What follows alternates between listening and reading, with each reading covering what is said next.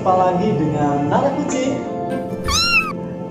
Oke teman-teman, bagaimana kabar kucing kalian? Semoga sehat selalu ya. Begitu juga dengan ownernya, semoga sehat selalu agar bisa terus merawat kucingnya dengan baik di rumah ya.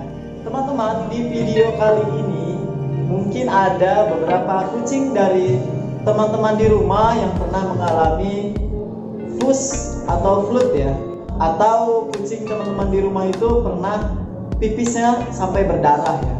Nah, itu adalah gejala penyakit pus atau flu. Apa itu pus atau flu? Saya sudah pernah menjelaskan di video sebelumnya ya. Jadi ketika kucing kita pipisnya itu berdarah, kita harus cepat-cepat menanganinya ya teman-teman. Karena pipis yang berdarah itu biasanya adalah bagian daripada penyakit pus atau flu. Kalau kita menyebutnya itu bisa batu ginjal ya teman-teman ya, kalau pada manusia ya, karena di saluran kemihnya itu terjadi pembentukan batu-batu kristal ya, jadi dia kesusahan ketika ingin pipis atau buang air kecil ya teman-teman. Nah, gejalanya bagaimana, kemudian cara menanganinya, kemudian makanan apa saja yang tidak boleh, kemudian terapi untuk dia supaya bisa sehat kembali, pulih kembali bagaimana. Simak terus videonya teman-teman. Jangan lupa yang sudah mampir ke channel ini bantu subscribe channel ini ya teman-teman, biar terus berkembang. Kemudian tinggalkan komentar kalian pada kolom komentar ya. Oke, kita langsung saja bahas semuanya. Check it out.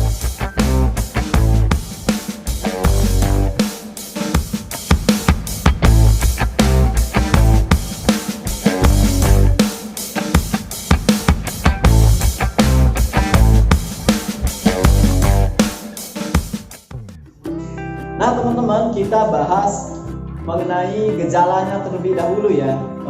Bagaimana sih gejala kucing yang terkena flu atau pus ya? Ya, gejala yang paling terlihat ya, gejala yang paling terlihat itu ketika kucing kita bolak-balik di bak pasir ya. Jadi bolak-balik di bak pasir itu ada dua kemungkinan. Kemungkinan pertama dia terkena sembelit, kemungkinan kedua yaitu terkena pus atau flu ya teman-teman. Jadi ketika kucing teman-teman di rumah bolak-balik ke bak pasir atau ke toilet, nah itu harus sudah mulai dicurigai ya, karena kucing kita itu pasti biasanya mengalami pus atau flu itu ya teman-teman.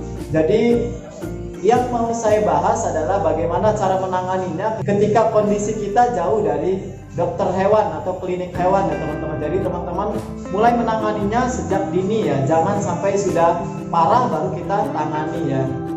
Jadi saya ada rekomendasi obat yang saya tidak sembarangan juga pakai, karena ini biasa saya pakai juga. Ini adalah rekomendasi dari dokter di klinik hewan ya. Jadi penyebab utama kucing kita terkena pus atau flu itu biasanya kucing kita itu jantan ya, usia sudah masuk usia birahi. Biasanya juga kucing kita itu jenisnya Persia ya, karena genetik penyakit bawaan Persia itu ya pus atau flu tadi ya teman-teman. Jadi teman-teman harus hati-hati ketika kalian punya kucing jantan di rumah, kemudian dia sudah mulai birahi ya, cuma birahinya tidak tersalurkan. Teman-teman harus lebih memperhatikan makanan, terus pola minumnya juga ya. Dari makanan teman-teman bisa coba pakai dry food, tapi selingi juga dengan wet food ya teman-teman. Kemudian cari makanan ya, kalau teman-teman biasa pakai dry food, teman-teman lihat di kemasan itu yang dia ada urinary care-nya ya teman-teman. Jadi apa itu urinary care? Itu dia membantu meluruskan batu ginjal sejak dini ya. Jadi kita kasih makanan itu lebih aman untuk jantan ya. Jadi teman-teman juga jangan kejar, saking kucingnya pengen gembul, teman-teman kasih makanan yang proteinnya terlalu tinggi gitu ya, di atas 32%. Nah itu bahaya juga, kalau kucingnya pola minumnya nggak bagus ya. Jadi kita mendingan cari proteinnya yang seimbang, tapi pola minumnya bagus ya. Kemudian makanan ini ya biasanya berpengaruh besar. Kenapa berpengaruh besar? Karena ketika dia dry food terus-terusan, minumnya sedikit, jadi dia pasti saluran kemihnya itu mengalami gangguan ya teman-teman. Nah, ketika kucing kita sudah bolak-balik toilet, bolak-balik bak pasir, terus kita lihat ada dia pipisnya itu keluar darah ya, sampai mulai dari warna pink sampai merah kental ya. Ya kalau udah mulai dari warna pink itu cairan kemihnya, nah teman-teman udah harus waspada, udah mulai harus berikan obat ya teman-teman, sebelum itu terlambat ya. Kalau sudah berwarna merah kental kemudian keluaran setetes, itu harus sudah dioperasi ya. Dan operasinya itu namanya kateter ya. Jadi dipasang alat bantu untuk mengeluarkan cairan kemih yang tersumbat ya teman-teman. Itu juga ketika sudah operasi bukan berarti sembuh, masih ada hal-hal yang harus kita tangani gitu ya. Nah, di sini saya bakal share nama obatnya ya teman-teman. Jadi obat yang biasa saya gunakan untuk kucing saya ketika sudah terlihat ketika sudah mulai terlihat gejalanya, nah teman-teman bisa kasih obat ini. Obatnya bisa beli di apotek terdekat ya, apotek manusia, karena ini obat apotek manusia. Kenapa saya bisa bilang aman? Karena obat ini adalah obat herbal ya teman-teman, dan obat ini direkomendasikan oleh dokter hewan ya. Teman-teman yang penasaran bisa langsung nanya ke dokter hewan. Karena obat ini pun biasanya direkomendasikan setelah operasi kateter juga gitu ya teman-teman. Jadi untuk merawat ya, untuk perawatan setelah kateter juga bisa digunakan. Jadi apa nama obatnya? Nama obatnya adalah Batugin ya teman-teman. Nah ini nanti saya zoom fotonya ya. Nah ini nama obatnya Batugin. Harganya mulai dari 30.000 sampai di 50.000 ya. Jadi beda apotek beda harga ya teman-teman. Nah ini Batugin ini sudah ada ini ya.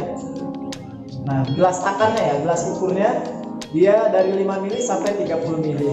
Nah untuk dosisnya bagaimana kak? Untuk dosisnya kalau untuk manusia kan 30 mili 3 sampai 4 kali sehari ya. Tapi kalau untuk kucing kita gunakan saja 5 mili saja ya. 5 mili 3 sampai 4 kali sehari. Itu biasanya selama 3 sampai 4 hari kucing kita sudah terlihat membaik ya teman-teman. Yang penting jangan terlambat mengobatinya ya. Nah biasanya obat ini kucing tidak terlalu suka ya, karena aromanya yang seperti jamu ya. Jadi dia tidak terlalu suka. Dia tidak bisa minum sendiri, dia harus kita bantu untuk spet ya. Jadi teman-teman harus punya spet di rumah juga, atau bisa dari sendok takar ini kita takar 5 mili ya, kemudian dibantu dengan teman terus minumin ya. Nanti saya coba praktekin deh di rumah. Jadi minuminnya kita minta bantuan teman ya. Kalau tidak bisa sendiri jangan memaksa. Kecuali kalau kita punya spet. Kalau kita punya spet, beli spet yang 5 mili itu udah dari pinggir udah selesai gitu kan. Nah untuk Batugin ini sendiri ya, kandungannya dia ada sari daun keji beling ya. Kalau sari daun keji beling ini memang sudah diakui kalau ini memang benar sangat bermanfaat dan bisa mengobati batu kristal, batu ginjal pada manusia ya. Dan ini juga bisa dipakai untuk hewan ya, hewan kesayangan kita ya. Jadi sari daun keji beling ini memang manfaatnya untuk memecahkan atau meluluhkan batu-batu kristal ya. Jadi yang tersumbat di saluran kemih kucing itu dia perlahan akan luluh ya. Jadi teman-teman saya rekomendasikan pakai obat Batugin ini ya. Selain dia herbal, kemudian dia juga aman untuk dikonsumsi ya. Jadi dia tidak beracun, kucing kita juga bisa cepat sembuh ya teman-teman. Nah ada pertanyaan, kak, kalau misalkan dia sudah parah banget gimana kak gitu kan, apakah masih bisa pakai Batugin? Saya jawabnya begini ya, ketika dia sudah parah banget, ketika pipisnya setetes terus keluar darah ya, itu sudah Batugin sudah bukan obat untuk mengobatinya ya. Jadi Batugin itu nanti digunakan setelah kucing kalian operasi gitu ya. Jadi kalau sudah setetes itu sampai keluar darah kental, itu kucing kalian harus dioperasi atau kateter ya. Bawa ke klinik hewan terdekat, minta di kateter dioperasi ya. Kateter itu bagaimana pak prosesnya? Ada di video saya yang lain ya.